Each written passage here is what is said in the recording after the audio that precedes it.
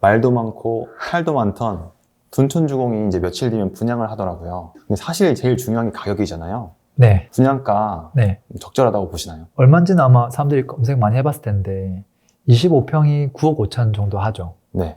그리고 34평이 13억. 그 다음에 34평은 이제 12억 초과하니까 중도금 대출 안 되고. 네. 뭐 어떻게 보면 적정하고 어떻게 보면 또 안 적정하고 사람 판단하기 나름 아닐까 싶기는 해요, 사실. 네. 근데 랭구님은 어떻게 판단하세요? 입지라든지 그런 것들을 보지만 그것보다는 이제 그냥 감정평가하는 감평사의 기분으로 저 나름대로 시세 검증을 많이 하는 편이죠.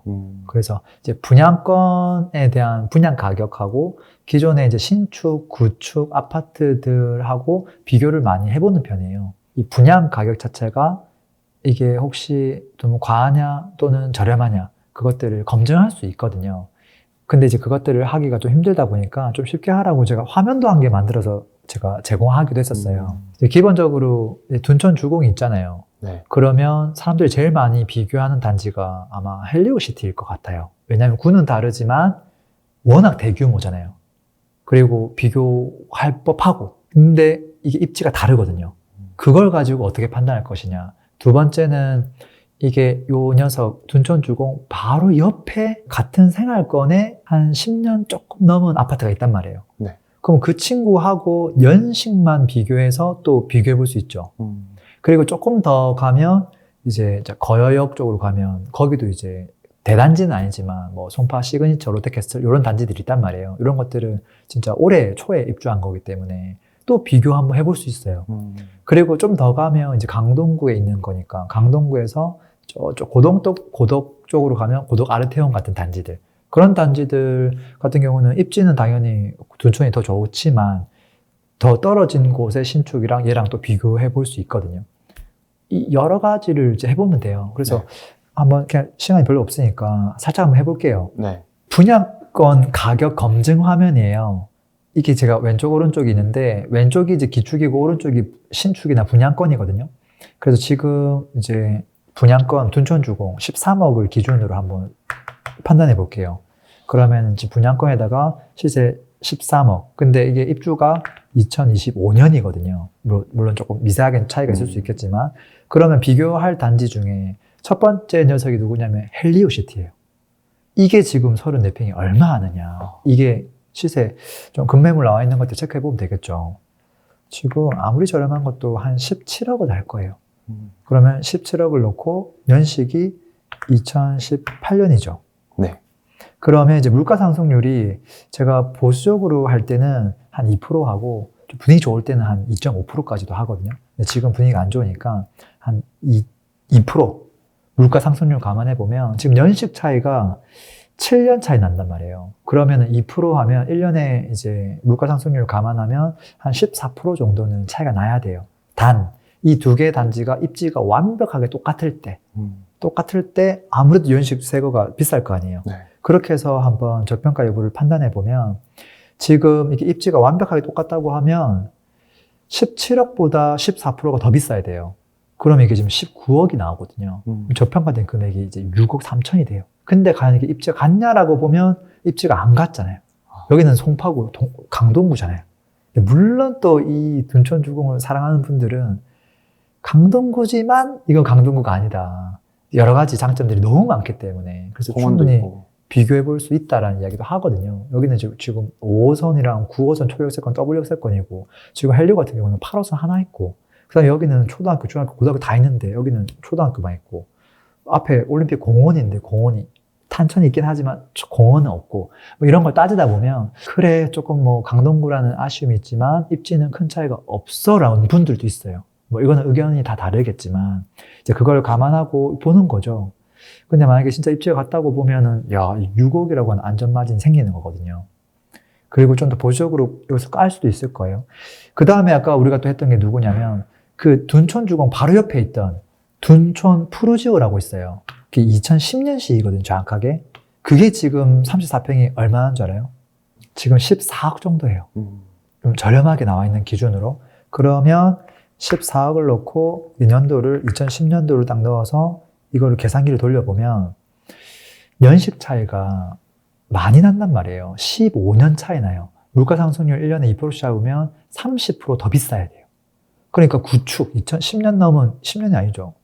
한 2년 된 아파트, 앞으로 연차 더 많이 나겠지만 그 친구가 14억 하고 있는데 이거 대비 최소 30%는 더 비싸야 되니까 적정 금액이 18억 정도 나와요. 그럼 얘가 또 안전마진이 거의 5억 정도 있는 거거든요. 그리고 또 우리 아까 보려고 했던 게 뭐냐면 그 인근에 있는 송파 시그니처 롯데캐슬 있죠. 이게 올해 초에 입주했거든요. 이게 지금 34평이 최저 시세가 16억 해요. 그럼 이것도 한번 돌려보는 거죠. 그러면 16억으로 해서 2022년이에요. 그럼 연시 차이가 3년 나거든요. 그럼 6% 정도 잡으면 얘도 한 17억은 돼야 된다라는 거죠. 근데 이제 거여에 있는 이 녀석보다 입지를 훨씬 더 좋다라고 판단하거든요.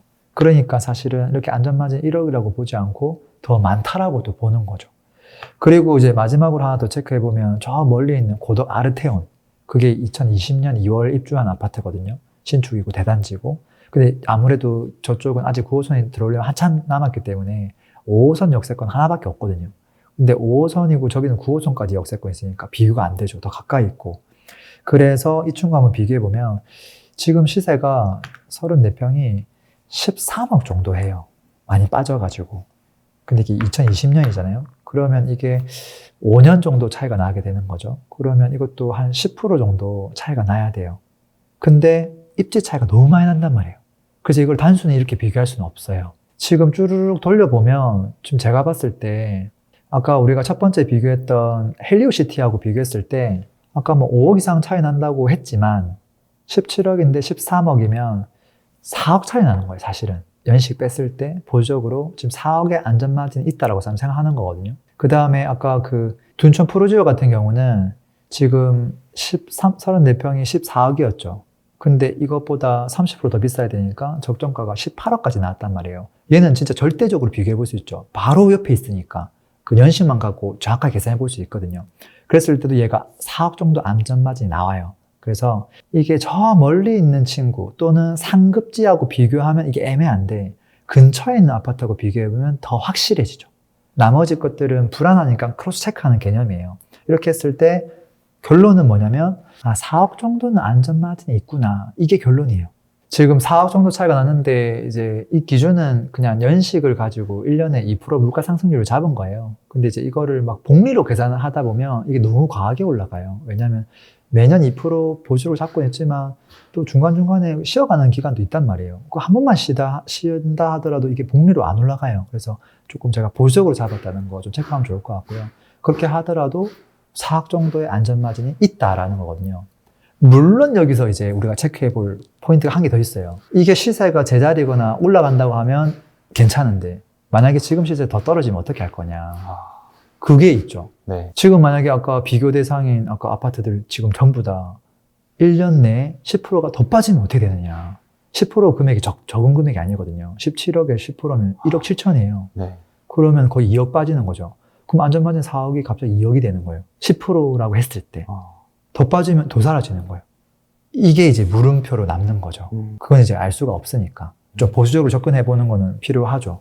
그래서 사람들이 고민하는 것 같아요. 이게 호황기라고 하면 1도 고민 안 할 텐데 좀 조정받고 있으니까 고민하는 게 아닐까 싶어요. 그러면 이제 우리가 2억을 보고 과연 진짜 이 소중한 통장을 쓸 거냐 지금 이거잖아요. 네. 근데 일반적으로 사람들이 청약통장에 쓸 때 금액도 중요하지만 사실은 내가 지금 매입하려고 하는 그 아파트 대비 몇 프로가 저렴하냐가 더 중요하거든요.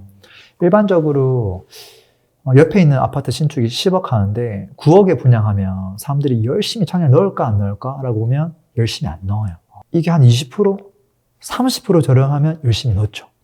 그래서 그분들이 움직이는 그 퍼센테이지가 20에서 30 사이예요. 물론 더 저렴하면 무조건 더 좋아하는 거고요. 근데 지금 이제 만약에 2억이잖아요, 안전마진이. 네. 10억 하락한다고 가정했을 때 그러면 17억짜리 대비 10% 싸게 사는 거예요. 그럼 과연 열심히 청약 넣을까 안 넣을까? 근데 거기에다가 지금 이 단지 같은 경우는 계약금이 20%고요. 그 다음에 중도금 대출이 후불제가 또 아니더라고요. 이게 보니까 중도금 실행하자마자 매월 이자를 그때부터 바로 납부해야 돼요.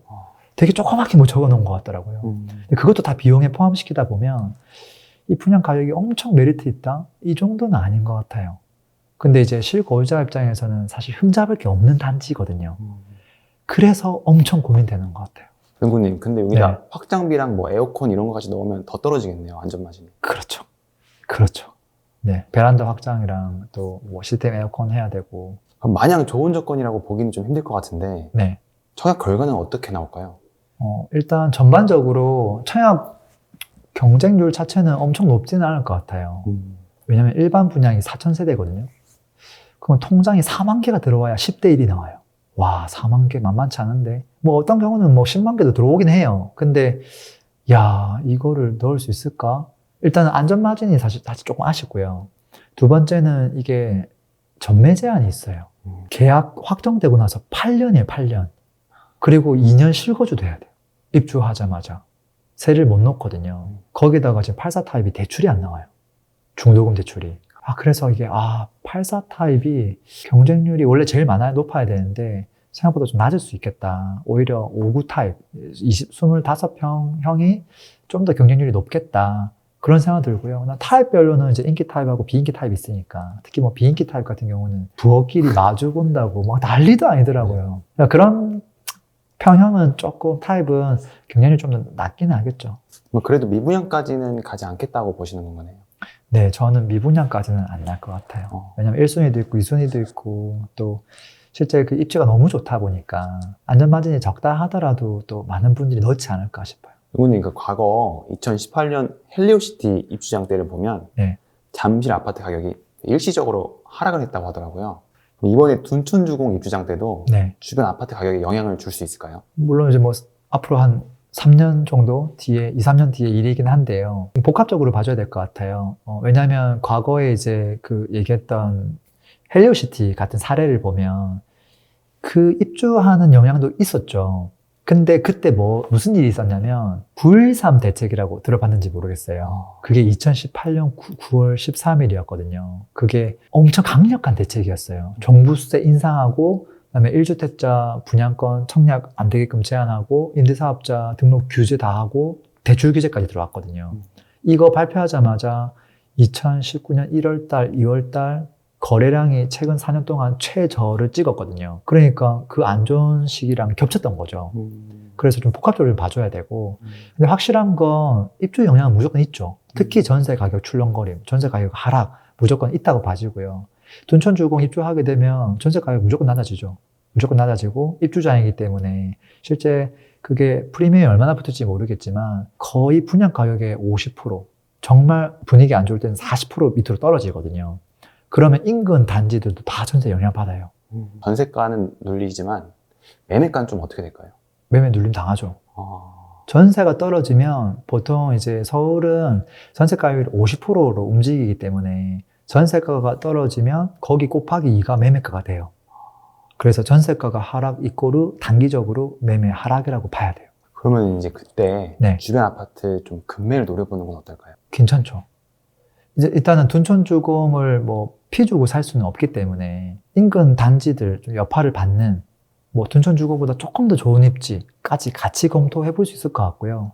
아니면 이제 입주권 같은 경우는 둔촌주공의 기존 조합원의 물건, 입주권을 매수는 할 수 있기 때문에 그런 녀석들이 조금 가격 다운됐을 때 매수 검토해 볼 수도 있죠.